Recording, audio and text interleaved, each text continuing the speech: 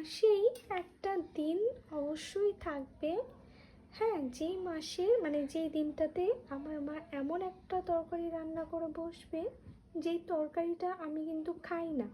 মানে যেগুলোই রান্না করবে সেগুলো কোনোটাই আমি খাই না।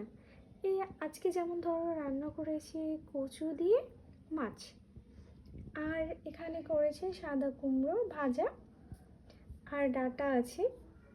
তো এগুলো আমি কিন্তু খেতে খুব একটা পছন্দ করি না, আর এগুলো তো খাইই না, ঠিক আছে।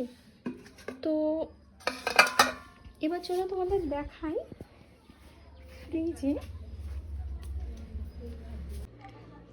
তো এই যে চিকেনটা দেখতে পাচ্ছ, এটা কিন্তু আমার মা আমার জন্য রান্না করতে পারতো, কিন্তু করে নাই, তাই আমি নিজের খাবারটা নিজেই বানিয়ে খেয়ে নিই।